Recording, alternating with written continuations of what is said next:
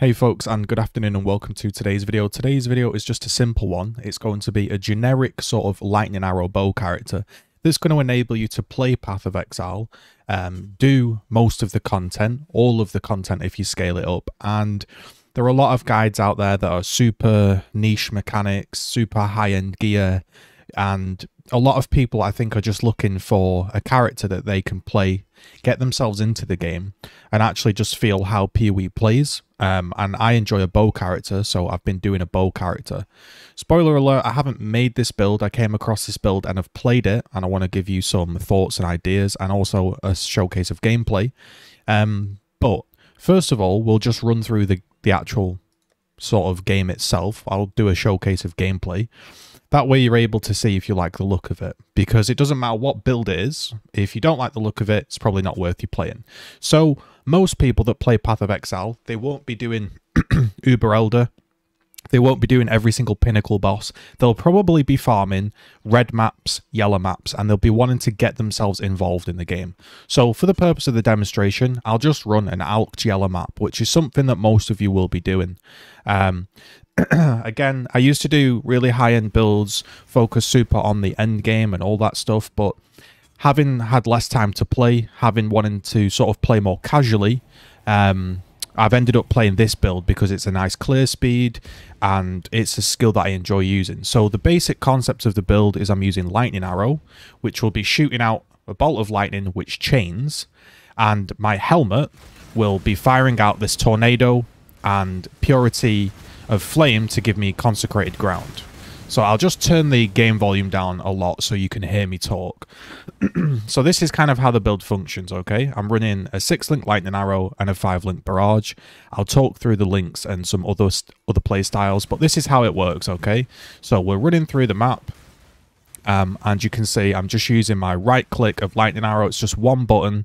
My flasks are automated, so I'm not having to press any flasks. You will notice that my flasks are going off on their own. This helps save your hands.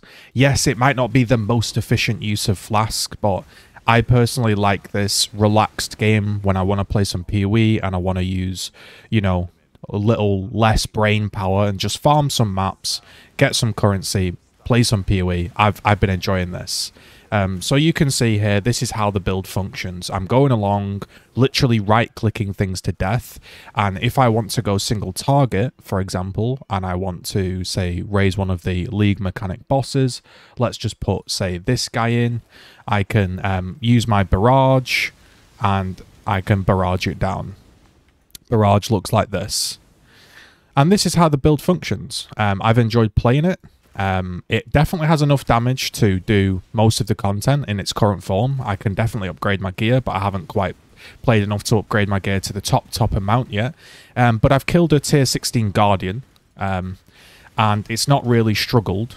Sometimes, you know, you want to a little bit more damage. Sometimes you want a bit more survivability. There are options which we can talk about, but you get the gist of it now. There are ways to play the game. This is one of them. I just enjoy a bow character, and this is kind of how the game works, how the build works, should I say. And I've enjoyed it, and I think for most people, if you want to play a bow build, something simple, this has been kind of nice. So that's kind of how the build functions. So you can see it's shooting out these tornadoes, and we'll just jump into the gear. The video doesn't need to be super long or super complex. I want to keep it nice and simple, digestible, little 10-minute video for you to understand. I have a path of building here, which is not my own, but it will help us talk about the gear, and I can link this, and I'll showcase the gear that I've currently got, and sort of some paths and how we leveled it. So the way I leveled the build was, it was a really, really nice leveler. So as you can see, we're using a bow, quiver, and I was using some totems as well to level. I was using Siege Ballista Totem, multiple totems, and I was using Lightning Arrow. So I was putting down 4 totems to help me level. I was also using Lightning Arrow. And what's changed in Path of Exile, if you haven't played for a while or if you're new, is the bows got buffed early on. That's the main reason I played this game. So leveling gear is a lot better. It means that you can actually level as a bow guy and not struggle. And I really enjoyed the leveling process.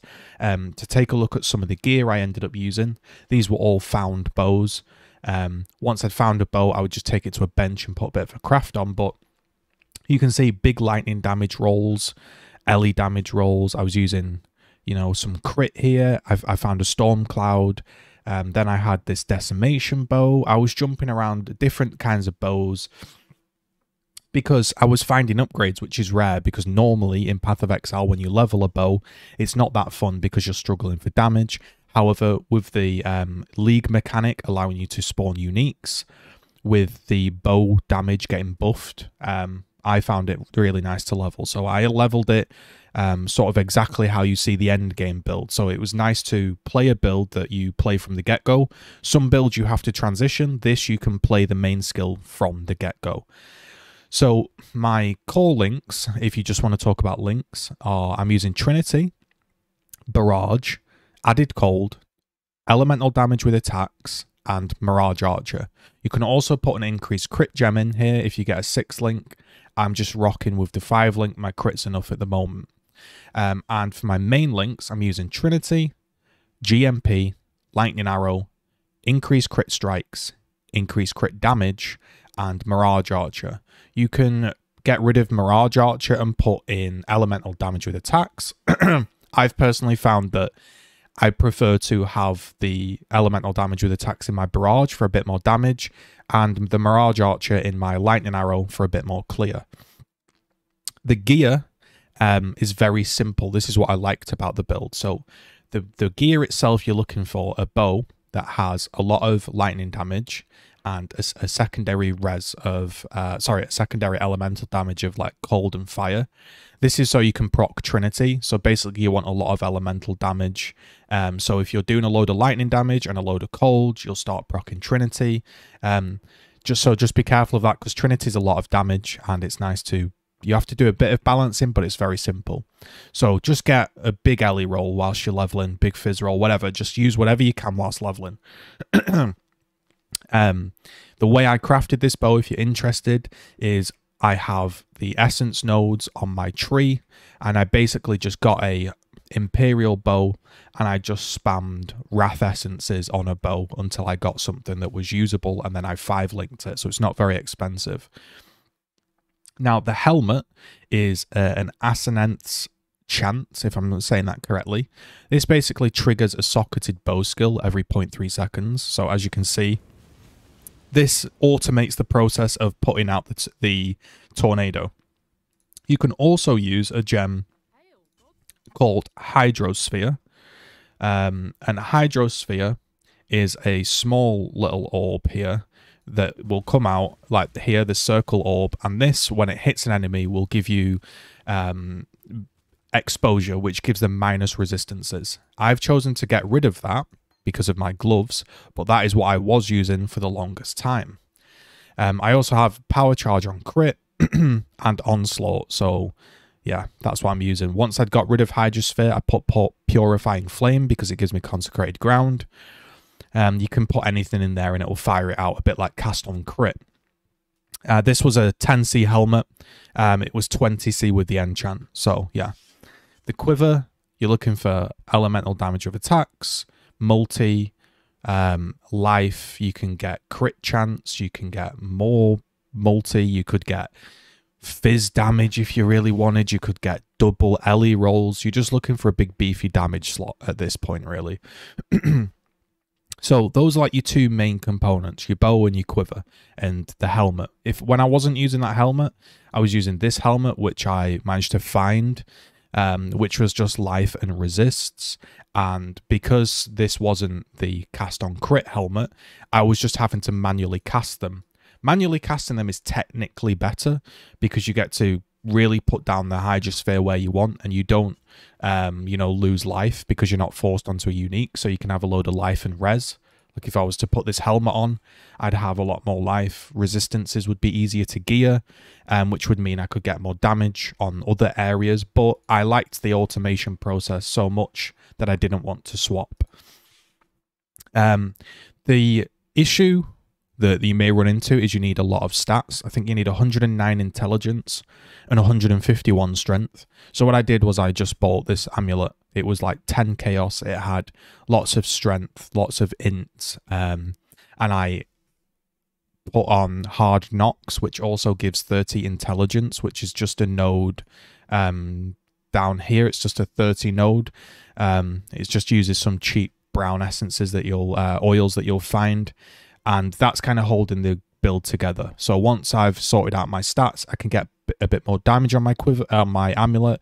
I'd like some lightning damage to attacks, maybe crit chance, maybe I could get a +1 to skill gems or something, or we can figure something out. But at the moment, this is just a stat piece.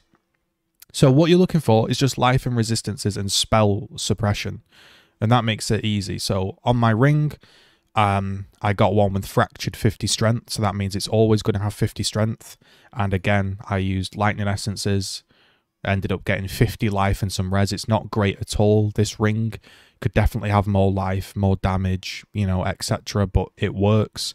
On my other ring, I didn't need any stats really, so I just got a max life ring, a vermilion ring, and I put on another essence for lightning damage. The boots, these boots I've finally upgraded to. They're just life and resists. Ideally, you'd have some spell suppression. I've enchanted them in the lab, so you get Ellie Pen if you haven't killed, so it helps with bosses. And these drop brittle ground. So as you can see, I'm running. You can see this ground effect on the floor here. This gives me more crit chance against enemies that stand on it. So when I'm stood still and I'm bossing, it gives me a little bit more damage if I'm close, and I'm going to be close because of point blank. It's not necessary. I've played the whole game without it, but I found it helps a little bit. You can also get a ton of different mods this league with the new currency sort of that has been brought into the game, the Eldritch Icores, I believe they're called. But that's what I've got for life, resists, ideally spell suppression, ideally more resists, then I can balance gear. I have a Stingy of Ice, which is just resists and life again. And I have a pair of gloves. These gloves are nice. I found these from an Abyssal Trove. My Abyssal Troves have a % chance to drop a rare item with an Abyssal Socket. These had spell suppression and life, and I managed to put on with one of these new crafting influence orbs exposure. So because I now have exposure, I can drop the Hydrosphere. So that's why I've dropped it. If you can't get exposure, just put Hydrosphere in your helmet. And at some point, I'll find a better searching eye jewel. I like to basically craft my own gear and not buy anything. I think it's more fun. So the gear isn't perfect, but it's entirely reasonable for somebody to make on their own, as I've done it myself, and this gear isn't that fantastic. So that's kind of the basic build. So you're shooting lightning arrow, you're doing barrage, you've got your sort of onslaught and tornado setup. My flasks, if you want to talk about the flasks, they're called instilling orbs. So when a condition is met, they will be used. So I've just put when these flasks are full, they are automatically pressed. So if you say use one charge, it won't automatically press, which means you can still press it on a boss, but as you're mapping, they're pretty much always going to be full, and you don't have to press 1, 2, 3, 4, 5 every second, and that frustrates me, so we've got rid of that problem. I've just got Granite Flask, I've got Crit Flask, and an attack speed / movement speed flask. So let's talk about the last kind of setup. I have Mark on Hit and Sniper's Mark. When I hit a unique enemy or a rare enemy, I will mark them with Sniper's Mark, which causes more damage, and my projectiles to kind of fork everywhere. Now, this costs about 50 mana, so make sure you've got about 50 mana or it won't mark. You can use Life Tap with a link, so it costs life and that will mark things. That's also an option. Or what most people do is they take out Mark on Hit and they just manually cast it on a boss or on a rare or on a pack that they want to kill. And we have a passive which makes our marks jump to another character, and we have Culling Strike against that mark. However, just to stop me pressing a load of buttons, I've automated the process with Mark on Hit. Now that I've got rid of my, having to press Hydrosphere and Tornado, I probably could go back to manually marking, and it would be better because there are some magic packs that you might want to mark, But again, I just like the automated process, so I've stuck with it. The chest piece is spell suppression and life and resist. That's it, really. And I've put on max life as ES. So you'll notice I have about 1,000 energy shield. Basically, the gear you're trying to get is like evasion and energy shield. It's quite hard to get our life up to high amounts. So we're kind of mitigating that by putting in a bit of energy shield. So that's kind of how we're doing it, just a bit of energy shield on gear. The passive tree, I can link in the description. It will be a path of building. Basically, it's life, it's crit, it's spell suppression, it's elemental damage with attacks. The main things that I've got to help me out are things like evasion as extra armor, which I could probably change because it's not super great for me because I don't have a lot of evasion.